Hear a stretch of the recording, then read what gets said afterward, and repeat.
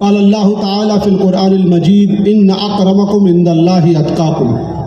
ماشاء اللہ 3 روزہ عالمی سنی اجتماع کا آج تیسرا اور فائنل دن ہے۔ عوام اہل سنت یہاں حاضر ہیں اور بڑے بڑے علماء مشائخ سٹیج پہ ہیں، آپ دیکھ لیں ان کو، ان کے ناموں کو بھی یاد رکھیں، ان کی زیارت بھی کریں کہ آج کے زمانے میں یہ جاننا بہت ضروری ہے کہ کون سنی ہے، کیونکہ بہروپیے بہت آ گئے ہیں۔ کل کی تقریر میں یہ اشارہ کیا گیا تھا کہ آج عقائد صوفیہ اور اہل سنت پہ گفتگو ہوگی اور بہت تیزی سے انشاءاللہ تعالی گفتگو ہوگی، اس لیے آپ کو پوری توجہ کے ساتھ یہاں حاضر رہنا ہے۔ جو بھائی ہمارے کھڑے ہیں ان سے گزارش ہے آپ بیٹھ جائیں، اگر آپ کو پنڈال کے اندر بیٹھنے میں کوئی پریشانی ہے تو وہیں باہر بیٹھ جائیں۔ ماشاءاللہ انتظام دیکھ رہے ہیں، باہر تک قالین کارپیٹ بچھی ہوئی ہے، تو کھڑے نہ رہیں کہ اسلام ایک ڈسپلن بہت ہی مہذب اور منظم مذہب ہے۔ اللہ تبارک و تعالیٰ نے قرآن مجید میں ارشاد فرما دیا ہے، جس کا مفہوم یہ ہے کہ اللہ کے سب سے زیادہ نزدیک وہ ہیں جو تقوی اور پرہیزگاری والے ہیں۔ اب سوال یہ ہے کہ ہم تقوی اور پرہیزگاری کیسے حاصل کریں؟ اس کو فقہ الحدیث بھی کہتے ہیں کہ جب کسی حدیث شریف میں کسی چیز کی طرف اشارہ ہوتا ہے تو علماء اور مفسرین اور محدثین اس کو بتاتے ہیں کہ اس حدیث شریف کا مقصد کیا ہے اور اس مقصد کو اور اس گول کو، منزل کو حاصل کرنے کا طریقہ کیا ہے۔ مثال کے طور پر ایک حدیث شریف میں اللہ کے رسول صلی اللہ علیہ وآلہ وسلم نے فرمایا a giving hand is better than a receiving hand، ایک دینے والا ہاتھ لینے والے ہاتھ سے بہتر ہے۔ اب سوال فوراً ذہن میں آئے گا کہ ہم دینے والے کیسے بنے؟ اس پہ توجہ کرنا بہت ضروری ہے، کیونکہ ہمارے نوجوان ان چیزوں کو پڑھتے ہیں، سنتے ہیں، لیکن محفل سے جانے کے بعد وہ بھول جاتے ہیں۔ اللہ تبارک و تعالیٰ نے قرآن مجید میں یہ بھی فرما دیا ہے کہ قیامت کے دن اللہ تعالیٰ تمہارے بیٹوں، اولاد کو اور دولت کو نہیں دیکھے گا، تمہارے صاف دل کو دیکھے گا۔ اب یہ پتہ لگا کہ ہم کو دل کی صفائی کرنی ہے۔ دل کی صفائی کیسے ہوگی؟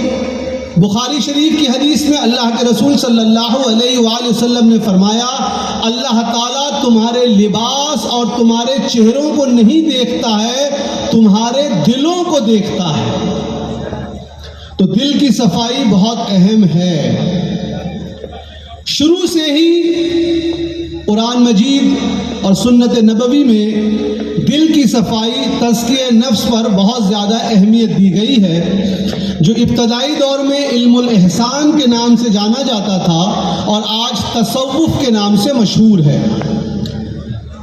لفظ صوفی گرچہ قرآن مجید اور حدیث شریف میں موجود نہیں ہے، لیکن کسی لفظ کے استعمال کرنے کے لیے اس کا قرآن مجید اور حدیث شریف میں ہونا ضروری نہیں ہے۔ ہم حدیث کی اصطلاح استعمال کرتے ہیں حسن لغیرہ، ضعیف، متواتر، یہ قرآن مجید اور حدیث شریف میں موجود نہیں ہے۔ ہاں اس کا مقصد، مفہوم موجود ہونا چاہیے، کیونکہ قرآن مجید میں اپنے نفس کی اصلاح کرنے کے بارے میں بار بار اللہ تعالیٰ نے حکم فرمایا ہے، اور حدیث شریف میں بھی جو مشہور ہے، جس کو حدیث جبرائیل کہتے ہیں، کہ حضرت جبرائیل علیہ السلام ایک انسان کی صورت میں حضور علیہ السلام کی بارگاہ میں حاضر ہوئے اور پوچھا اسلام کیا ہے؟ حضور نے جواب فرما دیا۔ پوچھا ایمان کیا ہے؟ اور پھر پوچھا احسان کیا ہے؟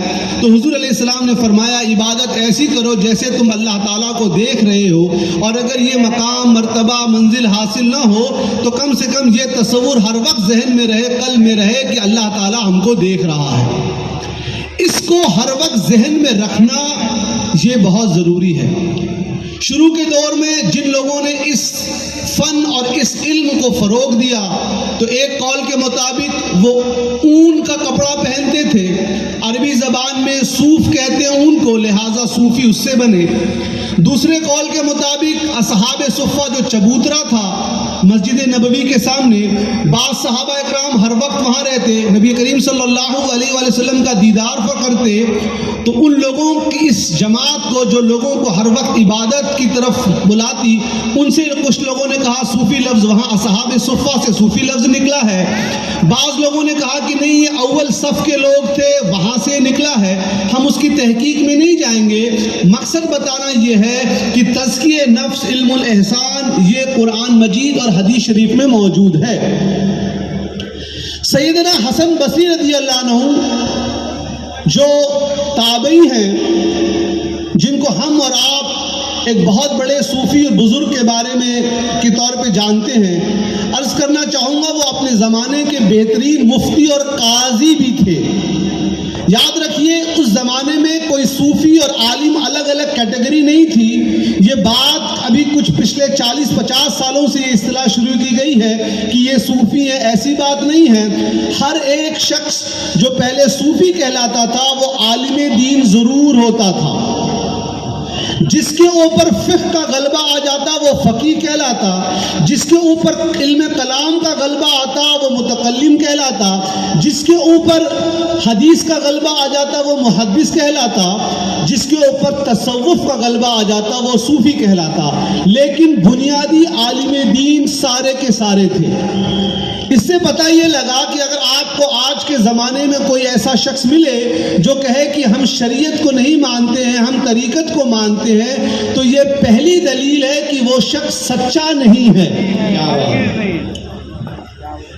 کیونکہ سید الطائفہ سیدنا جنید بغدادی رضی اللہ عنہ کا قول ہے، مستند سند سے موجود ہے کہ اگر تمہارے سامنے کوئی شخص ہوا میں اڑے، پانی پر چلے تو تم متاثر نہ ہو، پیمانہ جو ہے وہ شریعت ہے۔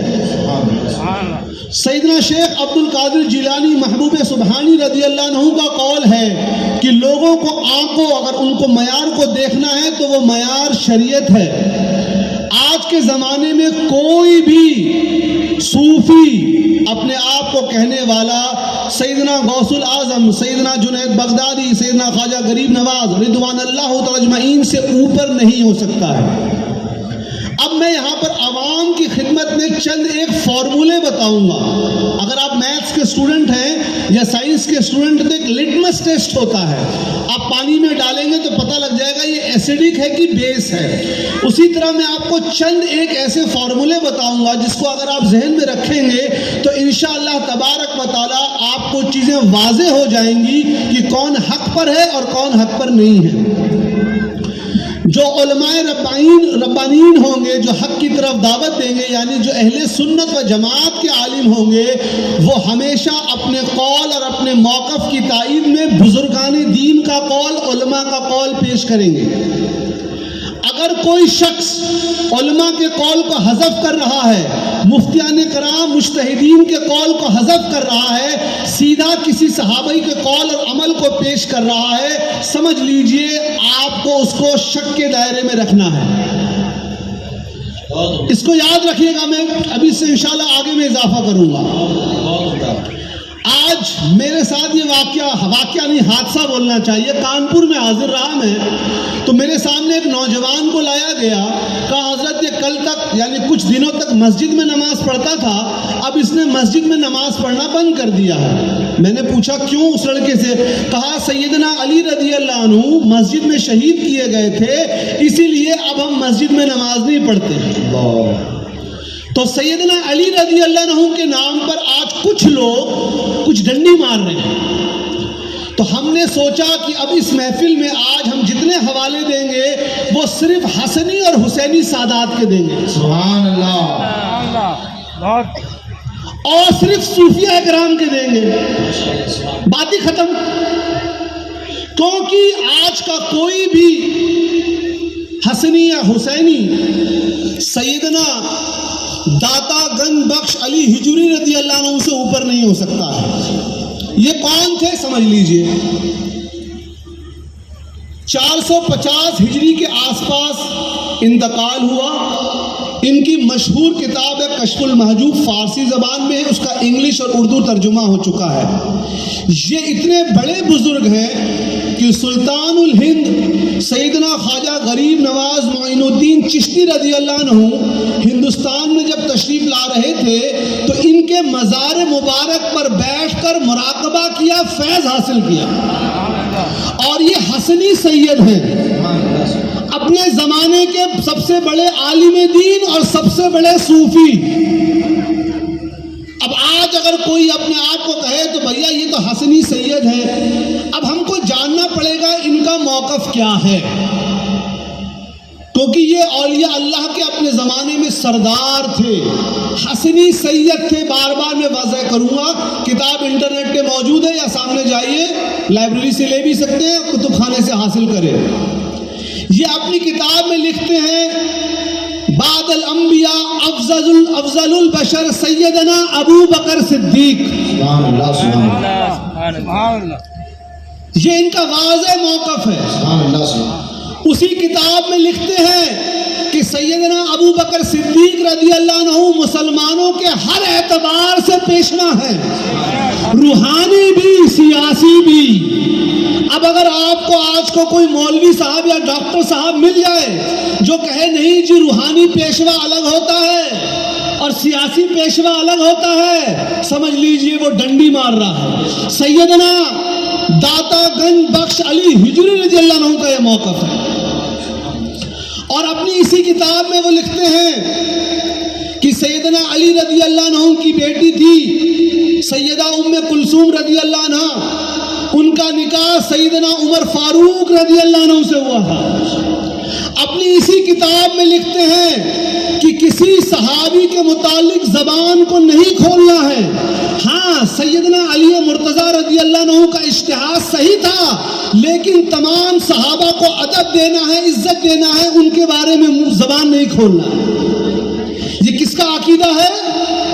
سیدنا داتا گنج بخش علی ہجری رضی اللہ عنہ، حسنی سید، صوفیہ اکرام کے سردار، علماء کے سردار. ان سے کس نے روحانی فیض حاصل کیا؟ سیدنا خواجہ معین الدین چشتی رضی اللہ عنہ. اب کسی بھی بزرگ یا عالم دین کا موقف یا عقیدہ معلوم کرنا ہے تو کیا طریقہ ہے؟ دو طریقے ہیں. ایک، یا ان کی کتابوں کا مطالعہ کیا جائے، اور اگر کتاب موجود نہیں ہے تو ان کے شاگردوں یا خلفاء مریدوں سے جو تعلیم چلی ہے. یہ دو طریقے ہیں کسی بھی بزرگ یا کسی بھی عالم دین کا موقف پتہ کرنے کا.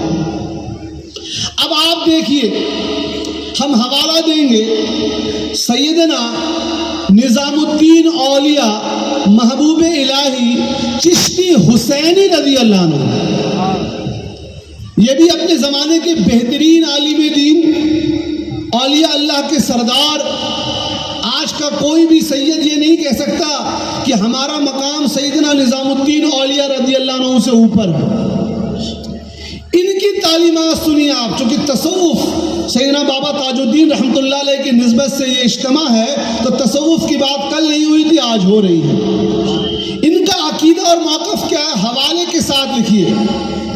سیدنا نظام الدین اولیاء رضی اللہ عنہ لکھتے ہیں اگر کسی شخص کا کوئی پیر نہ ملے تو وہ کشف المحجوب کا مطالعہ کرے.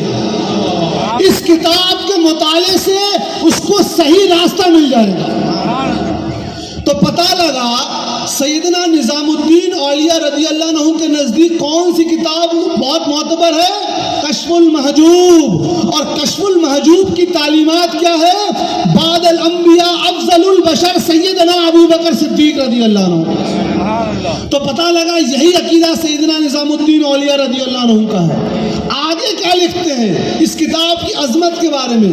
کہتے ہیں ایک صاحب اس کتاب کا مطالعہ کر رہے تھے اور کسی نے اس محفل میں کوئی مسخری کر دی، کوئی جوک، کوئی لطیفہ سنا دیا. انہوں نے مسکرا کر اس کتاب کو بغل میں کر کے ادھر چلے گئے. 3 مہینے تک ان پر روحانی فیضان روک دیا گیا. لہذا فرماتے ہیں یہ کتاب بالکل صحیح عقیدے کی کتاب ہے، اس کا مطالعہ کیا جائے. کشف المحجوب پڑھی ہم لوگوں نے. ہم لوگ الحمدللہ اہل سنت و جماعت سے تعلق ہے. ہم میں سے اکثر لوگ کسی نہ کسی بزرگ سے جڑا ہوا ہے، کسی نہ کسی سلسلے سے جڑا ہوا ہے. لیکن بڑے دکھ کے ساتھ ہم نے تصوف کی تعلیمات کو صرف جلسوں تک رکھا، اس کو اپنی عملی زندگی میں نہیں آیا۔ اگر آپ یہ جان رکھیے گا میرا فارمولا، اگر میں کسی صحابی کا قول ڈائریکٹ دوں میرے ڈنڈی مارنے کی گنجائش ہو سکتی ہے، میں اپنے موقف کی تائید کے لیے بزرگان دین کا حوالہ دے رہا ہوں۔ پتہ لگ گیا کس کا عقیدہ؟ سیدنا نظام الدین اولیاء رضی اللہ عنہ کا۔ ان کے پیر و مرشد کون تھے؟ سیدنا بابا فری الدین گنج شکر رضی اللہ عنہ، بڑے بزرگ۔ ان کا عقیدہ کیا تھا؟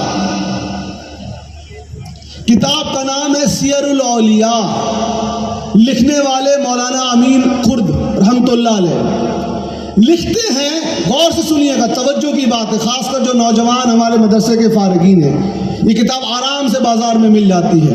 لکھتے ہیں جب بابا فرید رضی اللہ عنہ نے حضرت نظام الدین اولیاء رحمت اللہ علیہ کو خلافت دی، تو اس خلافت نامے میں، وہ خلافت نامہ آج بھی سیر الاولیاء میں عربی متن کے ساتھ چھپ رہا ہے، خلافت نامے میں لکھا کہ میں تم کو حکم دیتا ہوں تم علامہ عبد الشکور سالمی رحمت اللہ علیہ کی کتاب التمہید کا درس دیا کرو، اور اس کو ایک ایک ورق کو پڑھو اور اس کو اپنے مریدوں کو سکھاؤ۔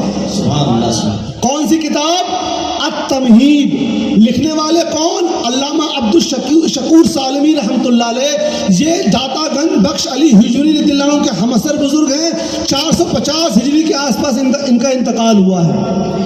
آج التمہید انٹرنیٹ پہ موجود ہے، عربی اردو ترجمہ موجود ہے، میرے پاس بھی موجود ہے، کوئی بھی ڈاؤن لوڈ کر سکتا ہے، بازار میں بھی مل جاتی ہے۔ اس میں لکھا ہے اہل سنت و جماعت ہی حق پر ہے،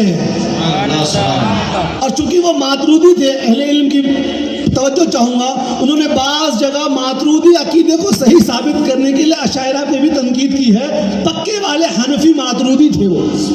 لکھتے ہیں صحابہ اکرام کے اختلاف میں عوام کو اپنی زبان نہیں نکالنی ہے باہر، ہاں سیدنا علی رضی اللہ عنہ کا موقف اور اجتہاد صحیح تھا، لیکن دوسرے صحابی کے بارے میں منہ نہیں کھولنا ہے۔ سبحان اللہ۔ یہ کس کا ہے؟ یہ سادات چشتی بزرگوں کا عقیدہ ہے صاحب، سب کے سب صوفی، سب کے سب حسنی اور حسینی ہے۔ اب اگر آپ کو آج کوئی مل جائے کہ بھائی ہم تو شریعت کو نہیں مانتے، طریقت والے ہیں، ایک جگہ سوال جواب میں پوچھا گیا کچھ لوگ دل کی نماز پڑھتے ہیں، ان کے متعلق کیا؟ میں نے کہا بالکل پڑھ سکتے ہیں، بشرطے کہ 5 وقت جسم والی بھی پڑھے۔ اگر آپ کو کوئی شخص کہے کہ شریعت کو چھوڑ کر آپ کو ہم اللہ تعالیٰ کو سے ملا سکتے ہیں، سمجھ لیجئے وہ آپ کو شیطان سے ملائے گا، کیونکہ سیدنا غوث العظم، سیدنا جنید بغدادی، سیدنا حسن بصری رضوان اللہ تعالیٰ اجمعین، یہ وہ بلند بزرگان دین ہیں جنہوں نے ہم کو راستہ تصوف کا بتا دیا ہے۔ جو مولانا، جو مقرر، جو صوفی صاحب ان بزرگوں کے قول کو پیش کرے وہ مستند ہے، جو ان کا نام نہ لے وہ ڈنڈی مار رہا ہے۔ یہ اتنا بنیادی طریقہ آپ کو بتایا ہے کہ آپ کو ذہن میں رکھنا ہے۔ ایک بار درود شریف پڑھ لیجئے۔ جزا اللہ عنا سیدنا محمد صلی اللہ علیہ وسلم۔ 13 منٹ اور آپ کے سامنے ہوں میں۔ اللہ کے رسول صلی اللہ علیہ وآلہ وسلم نے فرمایا، دینے والا ہاتھ لینے والے ہاتھ سے بہتر ہے۔ جب تک مسلمان دنیا کو دے رہے تھے ہماری عزت تھی۔ میں کوئی لفاظی نہیں کر رہا ہوں، حوالہ دے رہا ہوں۔ اسپین میں، جس کو اندلوس کہتے ہیں، یورپ کے بادشاہ اپنے شہزادوں کو، اپنے راجکماروں کو، پرنسس کو سیکھنے کے لیے اور بغداد بھیجتے کہ یہاں پر علم کا مرتبہ بہت اونچا ہے۔